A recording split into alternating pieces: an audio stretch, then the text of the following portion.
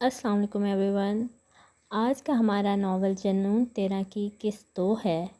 रहमान अलवी मुल्की सियासत का जाना माना नाम है। उनके गार्ड फैज़ यज़दानी उन्हें किसी जलसे में होने वाली भगदड़ में बचाते बचाते अपनी जान गंवा बैठे थे। रहमान यज़दानी ने फैज़ यज़दानी के घर वालों की कफ़ालत की तमाम जिम्मेदारी अपने सर ले ली थी। घर में था ही कौन, एक बेवा और बेटा कैस यज़दानी। बेवा भी गम से निढाल 4 साल बाद खालिक हकीकी से जा मिली। तब रहमान अलवी कैस को अपने साथ रहमान विला ले आए थे। उनके इस इक़दाम पर दुनिया में उनकी खूब वाह वाह हुई थी। बज़ाहिर उन्होंने भी कोई कसर नहीं छोड़ी थी। कैस को इन्हीं महंगे तरीन इदारों में तालीम दिलवाई थी जहाँ अपने इकलौते बेटे नोमान को। हद तो ये थी कि कैस को सियासी तौर पर भी नोमान के शाना बशाना खड़ा कर दिया था। लेकिन ये सब सिर्फ बज़ाहिर था। हकीकत क्या थी, इससे सिर्फ कैस, नोमान और वो ख़ुद वाकिफ़ थे। कैस तर हकीकत टिड्डे से दिल, कमज़ोर से दिमाग और नाजुक अंदाम वाले नोमान का गार्ड था। 24 घंटे का गार्ड। कैस ज़हीन था, बेहतरीन नंबर लेता, जबकि नोमान बमुश्किल पास हो पाता। फिर रहमान अलवी अपने असर वसूख के ज़रिए कैस के शानदार नंबर नोमान को, जबकि नोमान के गिरे हुए नंबर कैस को दिलवा देते। किसी जलसे में कैस बज़ाहिर नोमान के आगे नुमायाँ होकर खड़ा होता, लेकिन दर हकीकत वो उसकी हिफाजत कर रहा होता था। ये खेल 12 साल से चल रहा था। दुनिया की नज़र में कैस एक निकम्मा नालायक लड़का था जिसे रहमान अलवी ने खुदा तरसी में पाल लिया था।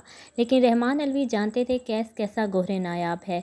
चाहत लॉन में सीने पर बाजू लपेटे खड़ी थी। सरसब्ज मुख्तलिफ इक़साम के फूलों से भरा ये लॉन उसे बेहद पसंद था। इब्राहिम विला का सबसे खूबसूरत हिस्सा उसे ये लॉन ही लगता था। ठंडी हवा ज़ोर पकड़ती जा रही थी। सुरमई बादल आसमान पर डेरा जमा चुके थे। बारिश किसी भी वक्त शुरू हो सकती थी। चाहत नेचर की दिलदादा थी। हाथों को आपस में रगड़ते हुए वो खुद पकोड़े बनाने के ख्याल से मुड़ी थी, लेकिन पीछे बाकर साहब को मौजूद पाकर कुछ चौंक भी गई थी और साथ ही दिल भी सहमा था। बाकर साहब 2 कदमों का फासला एक लंबे से कदम में तय करके उसके बिल्कुल करीब पहुंच गए। हवा से बेतरतीब होते उसके सिल्की बालों को मोहब्बत से संवारते हुए उन्होंने झुककर चाहत की सभी पेशानी चूम ली थी। चाहत के दिल का डर कुछ कम हुआ। शुक्र था उनका मूड अच्छा था। मेरी वजह से तुम बाहर की दुनिया से बिल्कुल कट गई हो, राइट? उनके अफसरगी से पूछने पर चाहत ने जल्दी से नफ़ी में सर हिलाया। मैं वैसे भी आउटिंग की शौकीन नहीं। उसके आइस्की से बताने पर बाकर साहब मुस्कुरा उठे। तुम हमेशा मेरा गिल्ट कम करने की कोशिश करती हो। तुम बहुत अच्छी हो चाहत। मैं बुढ़ा बदसूरत तुम्हारे काबिल कहाँ था। यही एहसास मुझे चैन नहीं लेने देता और मैं तुम्हें तकलीफ़ पहुँचा देता हूँ। बाकर साहब पर अक्सर ही सच बयानी का दौरा चढ़ जाता था, जैसे कि इस वक्त। चाहत ने समझने वाले अंदाज में सर हिला दिया और मुस्कुरा दी। बाकर साहब ने झुककर उसकी प्यारी सी मुस्कुराहट चुरा ली थी। चाहत ने घबरा कर आसपास देखा तो बाकर साहब उसके अंदाज पर हंस दिए। अरे बेबी, प्यार किया तो डरना क्या? उनकी बेबाकी से कहने पर चाहत और खजल हो गई। अच्छा, शर्माना बाद में, पहले जाओ और कोई शॉल वगैरह पहन कर आओ। सर्दी बढ़ती जा रही है, लॉन्ग ड्राइव पर चलते हैं। चाहत जी भर कर हैरान हुई। इनका तो बस नहीं चलता, इसे हमेशा के लिए कमरे में कैद कर दें। और आज उसे खुद लॉन्ग ड्राइव पर चलने की ऑफ़र कर रहे थे। शायद कल जो उस पर बेजा तशद्दुद किया था, उसका गिल्ट अब भी कहीं था उनके अंदर। चाहत ममनून नज़रों से उन्हें देखती हुई अंदर भाग गई और बाकर साहब पोर्च की तरफ बढ़ गए। सी साइड पर गाड़ी रोककर उन्होंने चाहत की तरफ रुख मोड़ा, जो मौसम की रानाइयों में पूरी तरह गुम नज़र आती थी।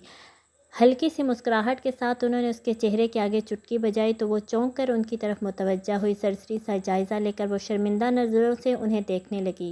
और तुम कह रही थी तुम्हें शौक़ नहीं आउटिंग का? बाकर साहब के जताने पर वो उदासी से मुस्कुराई थी। बस। अच्छा, सब छोड़ो, ये बताओ क्या खाओगी? गोलगप्पे। गाड़ी से थोड़े फासले पर खड़ी गोलगप्पों की रेड़ी देकर उसके मुँह में पानी भरने लगा।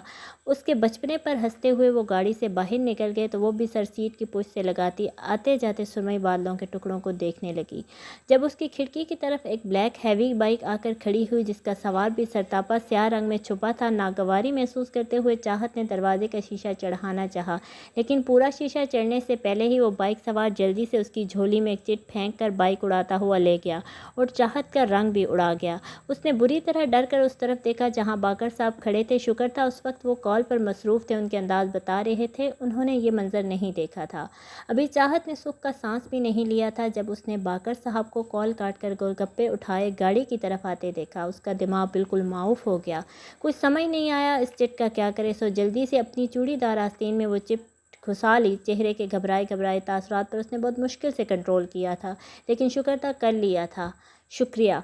गोलगप्पे उसे बहुत पसंद थे, लेकिन आज पहली बार उसका दिल नहीं लग रहा था उन्हें खाने में। क्या बात है चाहत, कोई परेशानी है? बिलाखिर अपने फ़ोन पर मसरूफ़ बाकर साहब ने उसकी बेदिली को नोट कर ही लिया था। نہ نہیں تو کچھ اسپائسی ہو گئے ہیں بس، تو وہ مصنوعی مسکراہٹ کے ساتھ بولی۔ کچھ نہ کر کے بھی خود کو چور سا محسوس کر رہی تھی۔ آپ بھی لینا۔ ان کا دھیان خود سے ہٹانے کے لیے چاہت نے ایک گول گپا اٹھا کر جلدی سے ان کے منہ میں ڈال دیا تھا۔ باقر صاحب کو کھانسی بھی آئی اور ہنس بھی دیے، اور پھر مزید کچھ اچھا وقت گزار کر وہ لوگ جب گھر لوٹے تو بارش زور پکڑ چکی تھی اور چاہت آستین میں پھنسی چٹ کو بالکل فراموش کر چکی تھی۔